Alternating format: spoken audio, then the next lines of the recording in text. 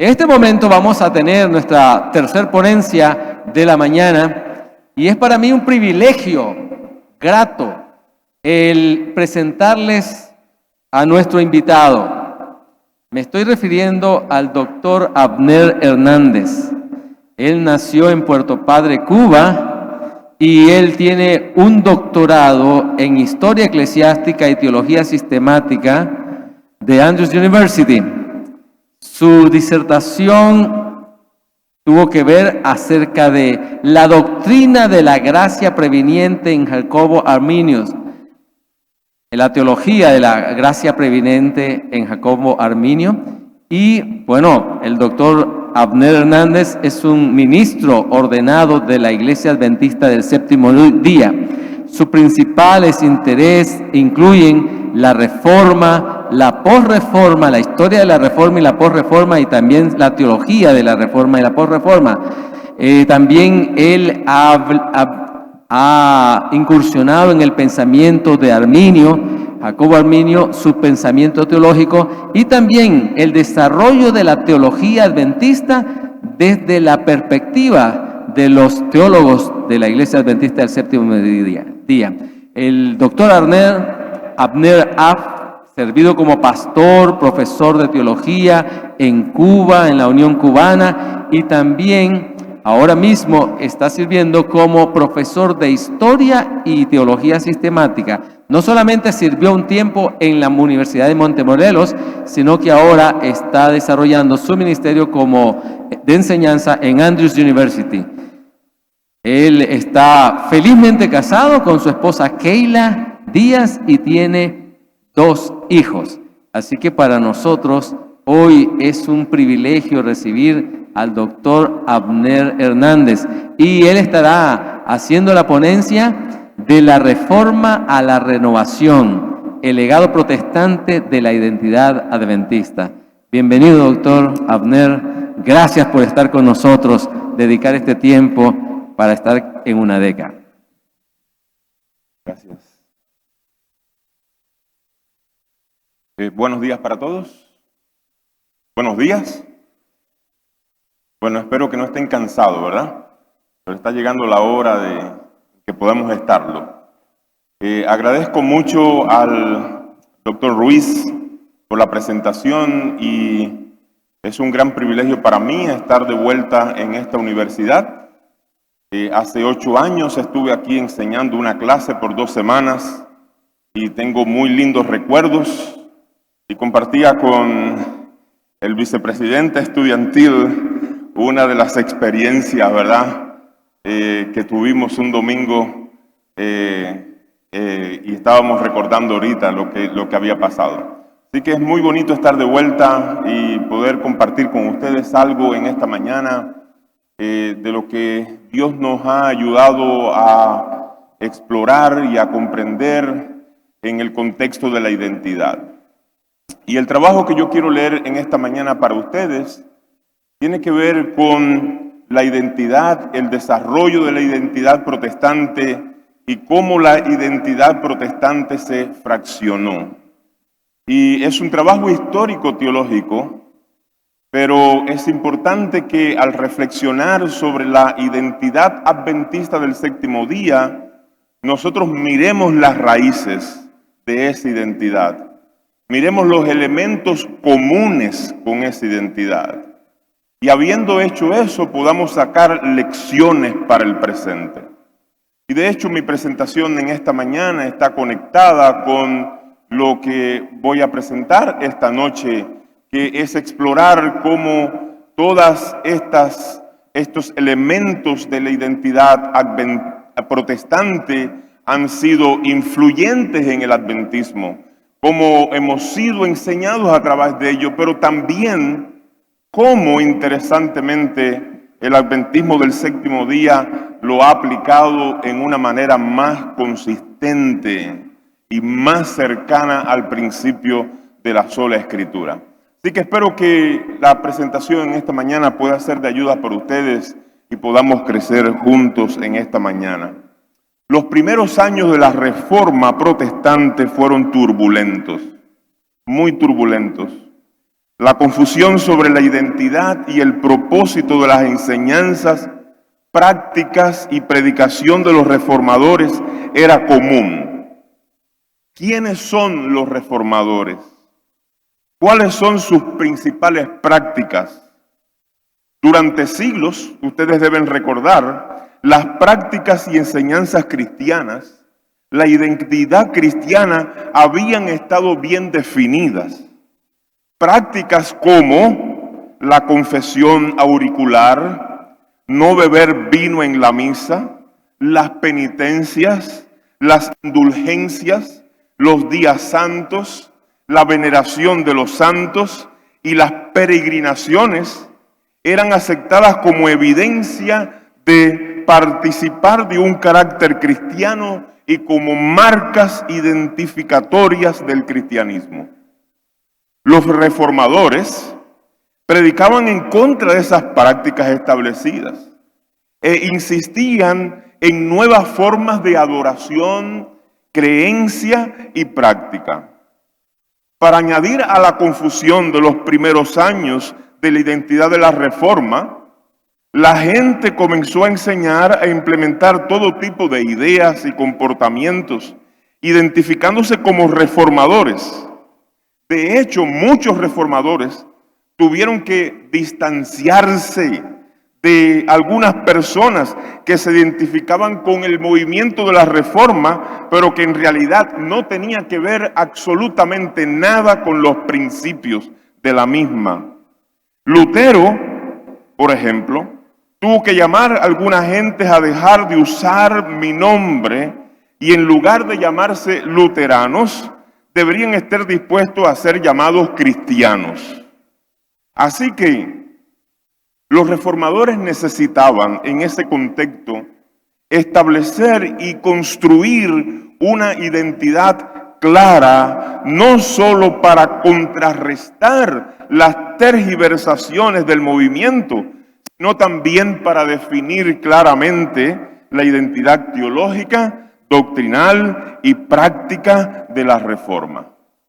Y en esta mañana el objetivo de este estudio es explorar la formación de la identidad protestante entre 1517 y 1600.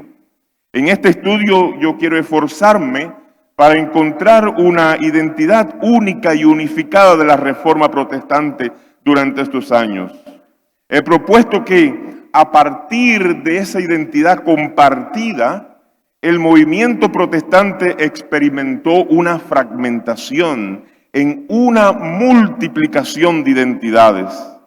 Sin embargo, en esta mañana yo me gustaría comenzar a construir mi argumento mostrándole qué era lo que era ser protestante al inicio de la Reforma, buscando aquellos elementos comunes y después mirar a las controversias y a las publicaciones de confesiones de fe que emergieron diferentes identidades y tradiciones en el protestantismo. Y de allí sacar algunas lecciones en esta mañana para nosotros en el presente. ¿Quién es un reformador protestante? Esta pregunta podría parecer fácil de responder para nosotros. Muy fácil de responder, porque nosotros somos los herederos de la Reforma y el adventismo es protestantismo. Sin embargo, dar una respuesta en los primeros días del siglo XVI no era tan sencillo.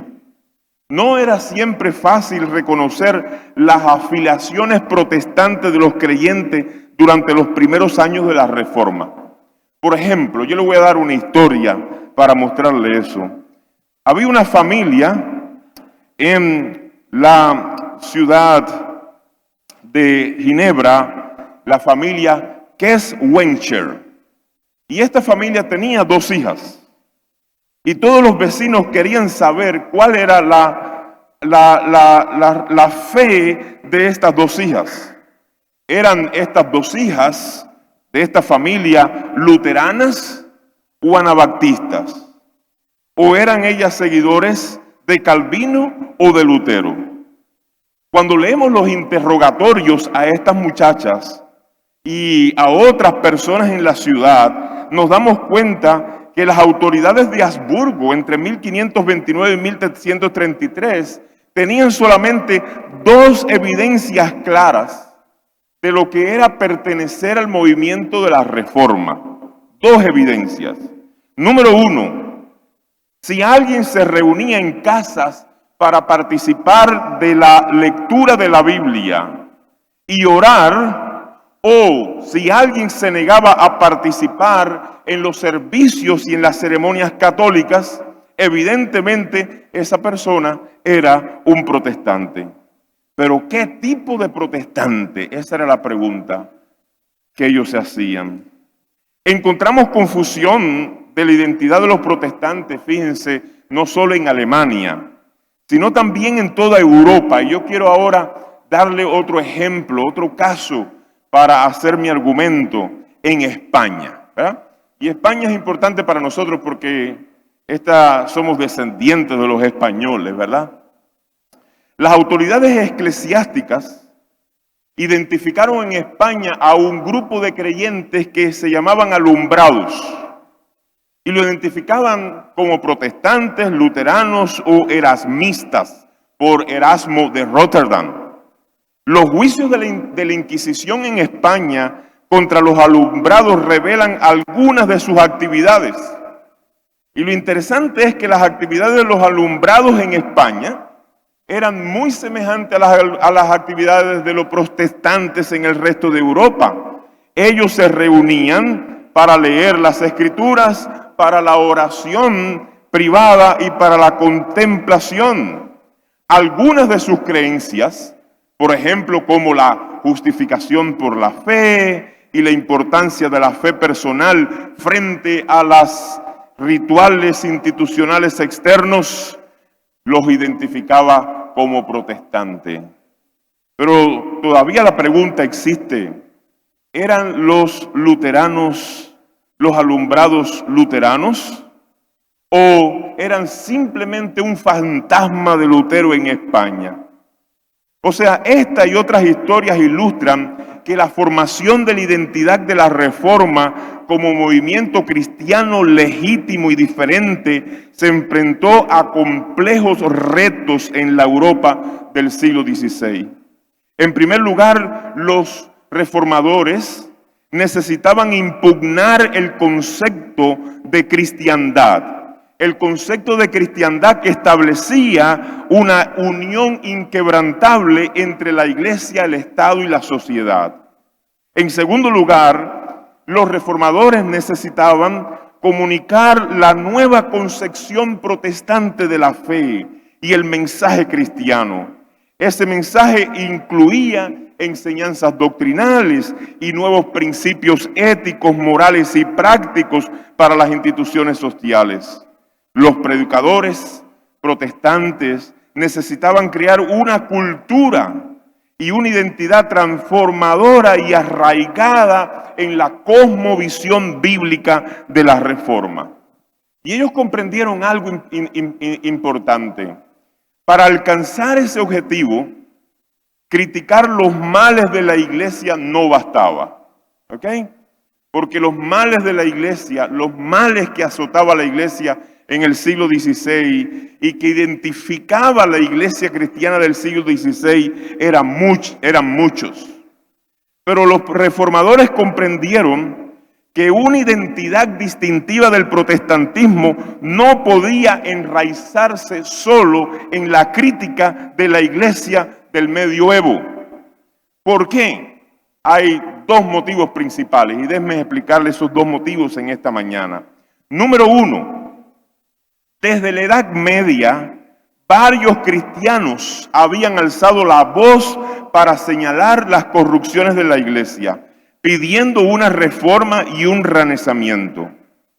La mayoría de esas voces coincidían en que esa reforma debía llevarse a cabo dentro de los muros de la iglesia. O sea, ellos no deseaban reformar la iglesia fuera de la iglesia, sino reformar la iglesia dentro de la iglesia. Muchos de esos movimientos fueron infructíferos. Por ejemplo, el movimiento conciliar. en el medioevo. El movimiento conciliar intentó limitar la autoridad y la influencia del sistema papal, devolviendo la autoridad suprema a los concilios ecuménicos de la Iglesia, para acabar con las corrupciones, con los cismas entre papas rivales y otras fuerzas eclesiásticas. Sin embargo, esos esfuerzos fallaron y terminaron en el concilio de Letrán, cuando el concilio dijo la autoridad máxima sobre la Iglesia es el papado. Pero hubo algunos movimientos que tuvieron cierto éxito. Y yo quiero llevarlos a ustedes, y espero que me sigan aquí en mi argumento, quiero llevarlos nuevamente a España. Por ejemplo, los esfuerzos del cardenal Francisco Jiménez de Cisneros en España, con el apoyo de los monarcas católicos Isabel y Fernando, dio ciertos frutos. Cisneros era un moralista estricto, un cristiano piadoso, devoto y ascético, y trabajó por conseguir una moralización radical de la Iglesia en España. Puso en marcha varias acciones reformadoras. Por ejemplo, prohibió que el clero poseyera propiedades, la eliminación del concubinato entre los sacerdotes, y puso en marcha programas educativos para que los curas y frailes pudieran ser preparados en la atención pastoral, la predicación y la enseñanza. Pero Cisneros falló en algo, y es allí donde los reformadores ponen el cimiento de su identidad. Los reformadores comprendieron que los problemas de la Iglesia y las prácticas corruptas del clero eran solo síntomas de un problema más profundo, No querían que la identidad protestante se identificara únicamente con un discurso anticatólico, únicamente con criticar la antigua institución eclesiástica. Eso no era suficiente para los reformadores para proporcionar a la comunidad de fe una nueva identidad cristiana y una alternativa viable para la vida y para la práctica. Ellos dijeron, para acabar con la corrupción de la Iglesia, hay que restaurar la pura verdad bíblica. Amén. En su identidad. Restaurar. Porque el problema no es la corrupción. La corrupción emana de la falta de verdad sustentada por la palabra de Dios. Es la única manera en que podemos proporcionar una solución auténtica para la Iglesia. El objetivo de restaurar el cristianismo bíblico y apostólico se convirtió en un símbolo de la Reforma Protestante. Un símbolo de la Reforma Protestante. Y eso es interesante porque esta noche veremos cómo el mismo objetivo se convirtió en el símbolo y parte integral de la identidad adventista. Restaurar la verdad bíblica. De hecho, Lutero decía que lo único que él quería hacer era liberar a la Iglesia del cautiverio babilónico. Él entendía que su papel era solamente preservar la antigua verdad dada a la Iglesia por los apóstoles.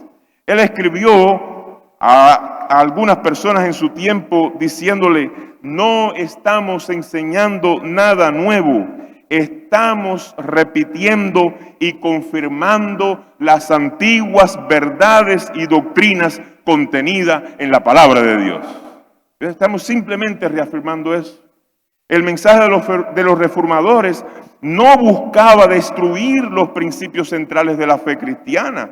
La restauración de la verdad pura quería reafirmar las doctrinas ortodoxas cristianas, establecidas en base bíblica. No es nuestro mensaje, seguía afirmando Lutero, no es nuestro mensaje una nueva invención, sino la enseñanza antigua y aprobada de los apóstoles, sacada de nuevo a la luz.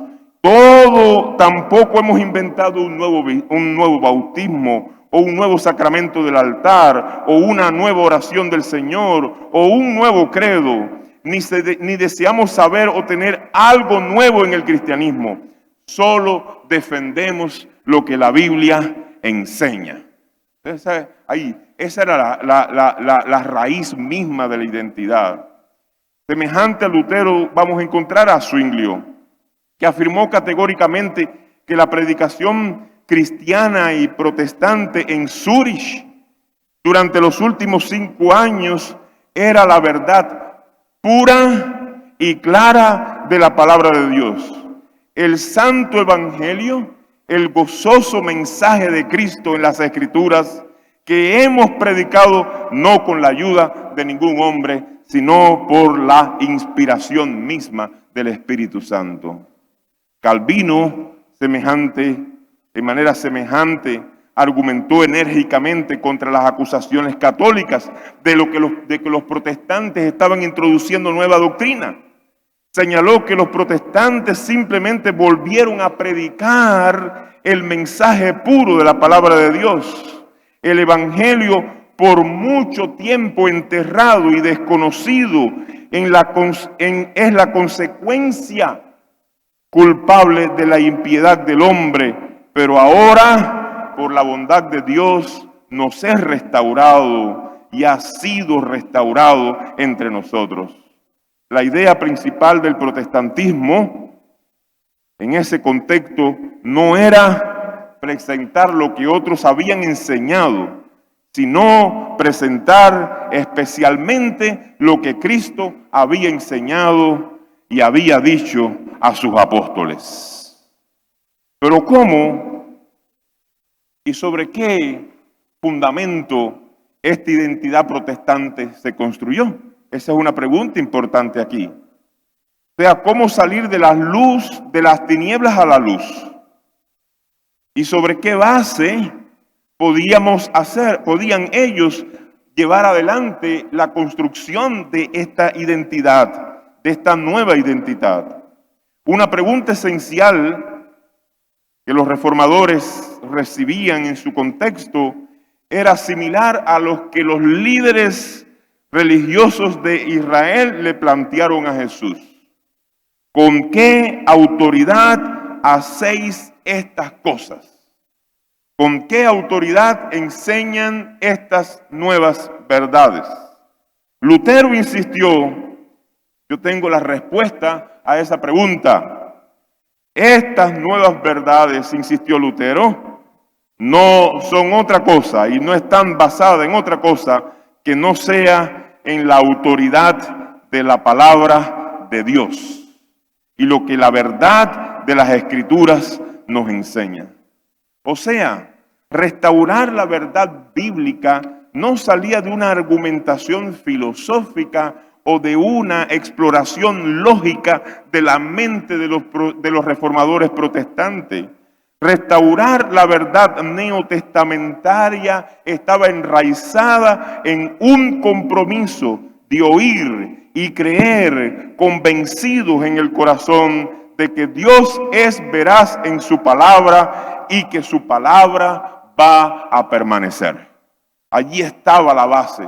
Es sobre esa realidad el principio de sola escritura. Rápidamente el principio de sola escritura se convirtió en la identidad de la reforma protestante. Zwinglio aseguraba en sus escritos, todos los hermanos en Cristo saben que no hay un solo artículo de la fe protestante que no esté firme, enraizado en el fundamento de las Sagradas Escrituras. Se expandió ese principio entre los protestantes, inclusive los anabaptistas, como el gran predicador Baltasar Hüttmayer, que dijo, en toda cuestión, en toda controversia, en toda enseñanza, solo las Escrituras, canonizada y santificada por Dios mismo, puede ser el juez final y nada más. Quiere decir que si nosotros nos preguntamos hoy en día, ¿cuál era la identidad de la Reforma. Consistía en un deseo profundo de restaurar la verdad bíblica para enfrentar los serios problemas en la iglesia. Pero esa verdad bíblica tenía que salir no de la razón o la experiencia o la tradición, tenía que estar fundamentada en el principio de sola Escritura. Esa era la identidad. Y eso va a dar resultados. Eso va a dar resultados. Están un despierto, ¿verdad? Todavía no le entra hambre, ¿verdad? Ya a mí me entró, ¿ok? Pero seguimos aquí. Yo les voy a mostrar cómo funcionó eso perfectamente. Cómo esa verdad, cómo ese principio, esa identidad protestante dio fruto en el coloquio de Marburgo. O sea, el coloquio de Marburgo fue una necesidad de la reforma tanto política como teológica. Políticamente, Felipe I necesitaba presentar al emperador una alianza protestante unificada. O sea, una alianza protestante unificada.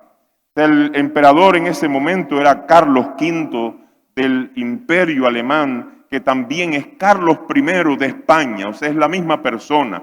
Así que ustedes tienen que saber un poco de Carlos I en la historia, ¿verdad? En la historia española, porque es tan importante Carlos I para Latinoamérica. Así que el emperador necesitaba, porque Felipe I estaba haciendo un argumento de que la fe protestante era viable como otra expresión de cristianismo en el imperio junto con la fe católica. Pero no podía, Felipe I no quería presentarse frente al emperador con 15 tradiciones protestantes o con 6 tradiciones protestantes. Él quería que el protestantismo se presentara unificado, con un principio único y con una verdad única. Así que era una necesidad ir juntos y conversar. Y en segundo lugar, el coloquio de Marburgo era importante teológicamente. ¿Por qué? Porque había pequeñas diferencias entre los reformadores. O sea, mientras ellos estaban creciendo y mientras ellos estaban explorando la Biblia, mientras ellos estaban tratando de construir una serie de doctrinas enraizadas en el principio de sola Escritura, algunos tenían diferentes énfasis. Y esos énfasis necesitaban ser conversados. Esos énfasis necesitaban ser explorados juntos para llegar a la armonía. Un análisis del resultado de Marburgo es impresionante. Porque a pesar de que ellos tenían diferentes énfasis, cuando ellos escribieron allí su documento final, podemos ver el documento más hermoso producido por los reformadores protestantes. Un documento unificado en los conceptos principales de lo que es ser cristiano. Un documento unificado en un entendimiento puro de la palabra de Dios. Un documento identificado en una serie de prácticas esenciales para la vida cristiana. Un análisis, por ejemplo, yo le voy a mostrar algunos de los puntos principales de ese documento. En la doctrina de la salvación, el documento restauró el énfasis neotestamentario en la justificación por la fe, en la necesidad de la gracia, en la incapacidad humana para buscar salvación y Cristo como la única fuente de salvación. En contra de toda una tradición que el doctor Reeve nos habló muy claramente en esta mañana, que decía que puedes encontrar salvación por tus propias obras o puedes encontrar salvación a través de la iglesia. En la doctrina de la iglesia, el documento recobró el concepto del sacerdocio de todos los creyentes, en contra de las enseñanzas sacerdotales de la tradición que enfatizaba que el creyente, para tener comunicación con Dios, tiene que ir a través de un sacerdote. También restauró el bautismo y la cena del Señor como los únicos sacramentos eclesiásticos, en contra de una multiplicidad de sacramentos que la Iglesia había establecido a través de las épocas. Además, la predicación recibió una renovada atención como el centro del culto cristiano y como el instrumento del Espíritu Santo para crear fe, haciendo frente a la misa donde la palabra de Dios no se exponía y donde los creyentes ni siquiera entendían lo que se decía porque se dictaba en latín y la mayoría eran personas no educadas que no podían comprender el idioma. En cuanto a la doctrina de la vida cristiana, definieron las buenas obras como amor, devoción y participación en los sufrimientos de Cristo, rechazando la tradición y la concepción de la penitencia, la vida ascética como fuentes de obtener méritos salvíficos. O sea, cuando vamos y vemos a los reformadores, y esta es una de las grandes enseñanzas para el adventismo, yo quiero proponer, es la fidelidad a la palabra de Dios dio como resultado esta unidad en todos estos conceptos esenciales de lo que es ser cristiano acorde con lo que Cristo Jesús había enseñado.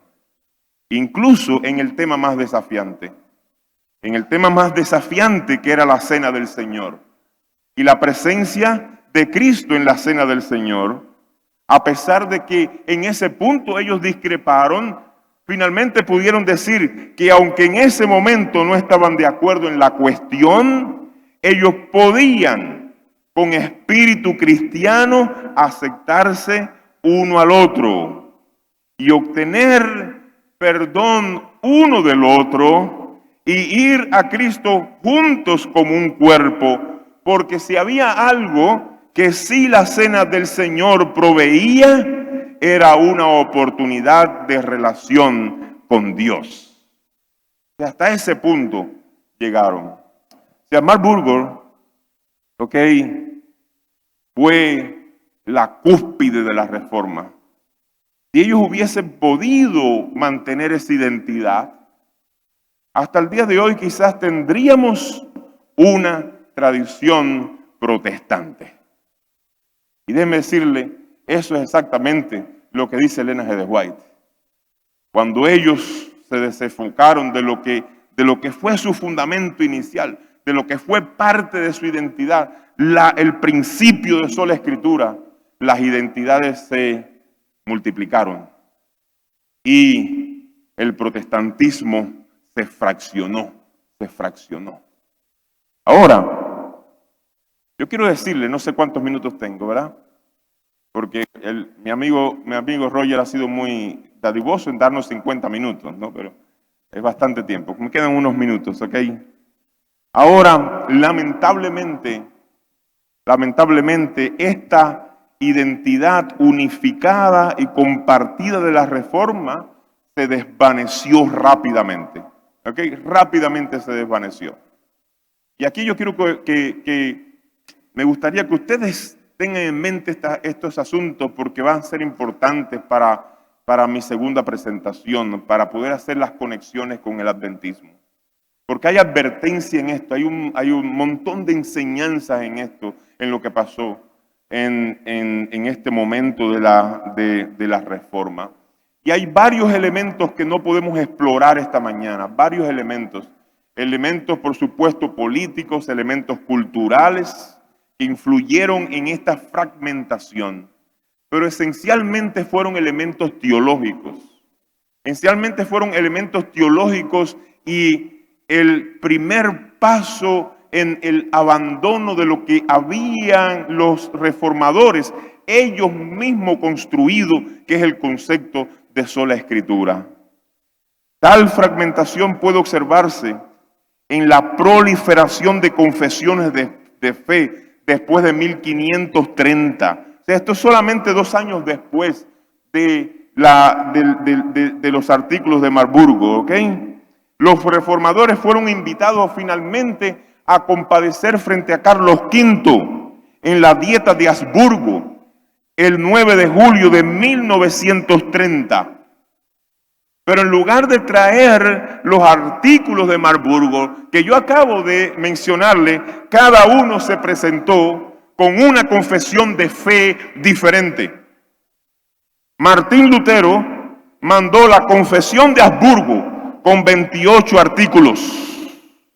Martin Bucer y Wolfgang Capito entregaron la confesión tetrapolitana, la confesión de la fe reformada más antigua, producida en Alemania.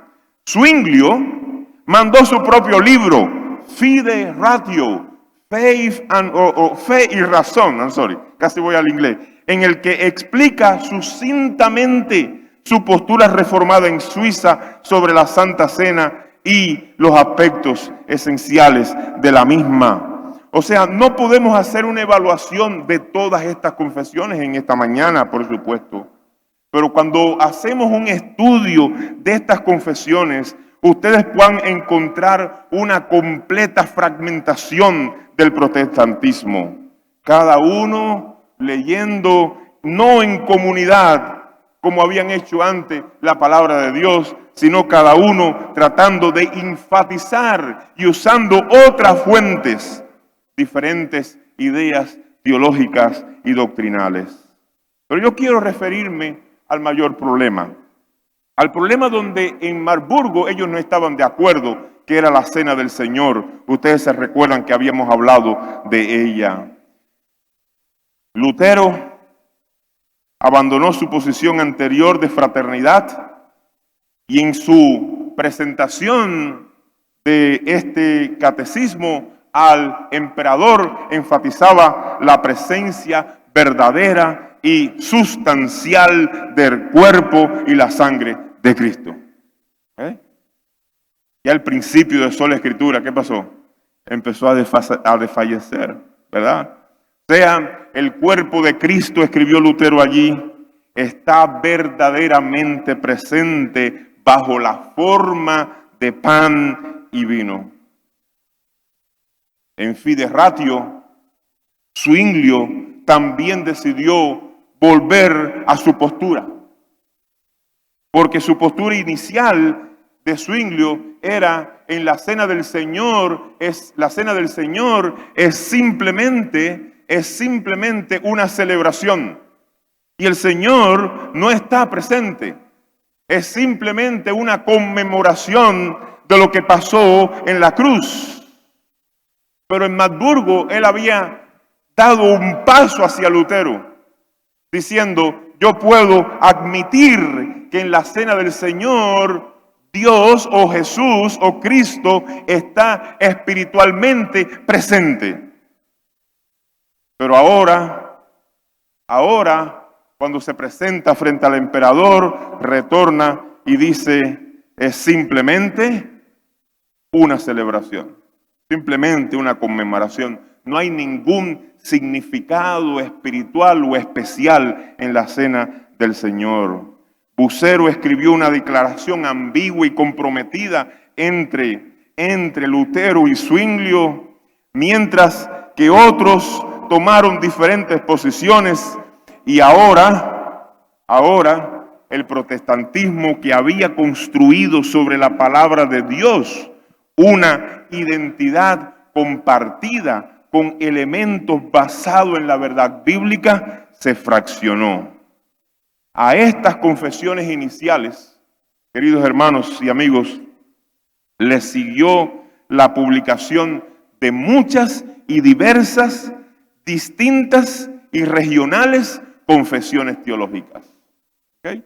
No solamente tenemos 4, sino que después de esta reunión con el emperador, ahora tenemos 10, 15, 20. De hecho, cada iglesia local decidió tener su propia confesión. Y aunque las confesiones tenían la intención primordial de aclarar y explicar la fe protestante, también empezaron a codificar una explicación o una expresión particular de la distinción entre ellas, entre esas declaraciones de fe y otras manifestaciones del protestantismo. Las palabras del rechazo empezaron a aparecer entre los protestantes. Los que enseñan contrario a nosotros, dicen esto y aquello, se hicieron más comunes en todas las confesiones. Con el tiempo, el rechazo se convirtió en condena mutua y la cuestión esencial ya no era quién es protestante, sino que quién es luterano, quién es reformado, quién es calvinista, quién es anabaptista.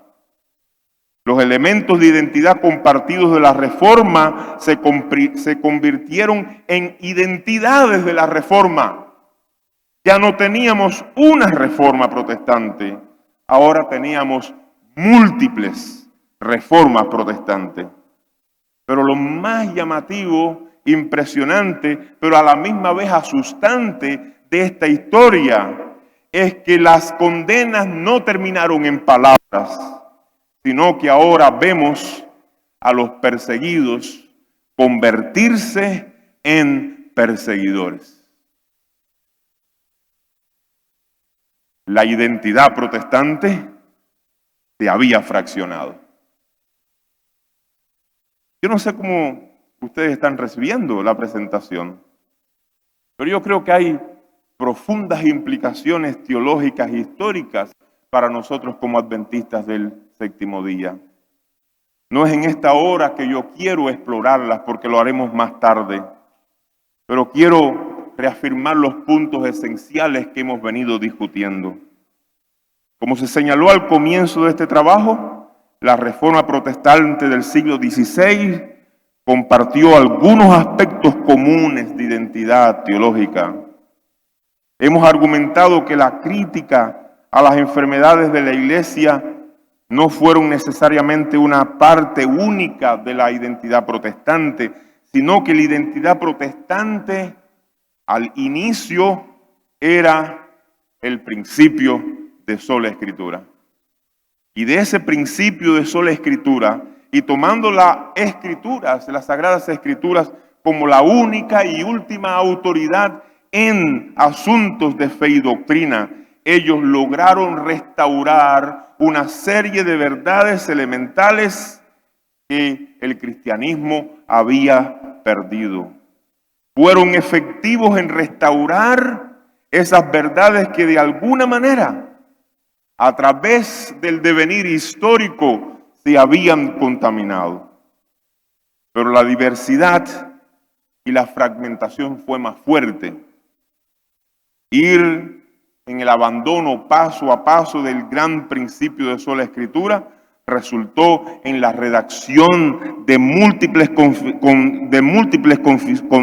confesiones y la formación de múltiples identidades protestantes, dividiendo a la Reforma hasta el día presente.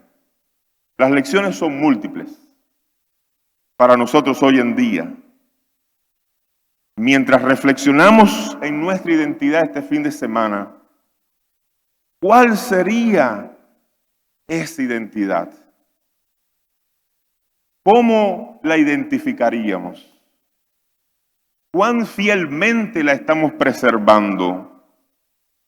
¿Y cómo nuestras pequeñas distinciones en opinión sobre algunos elementos de la fe pueden dividirnos y fragmentarnos? Yo espero que, aunque no podemos discutir todos los elementos significativos de la formación de las identidades de los reformadores, en esta mañana de esta primera presentación podamos llevarnos lecciones. Pero más que lecciones, yo desearía que ustedes se lleven preguntas. ¿Qué podemos aprender de la experiencia de los protestantes en su construcción de su identidad única? Gracias por su atención y Dios les bendiga.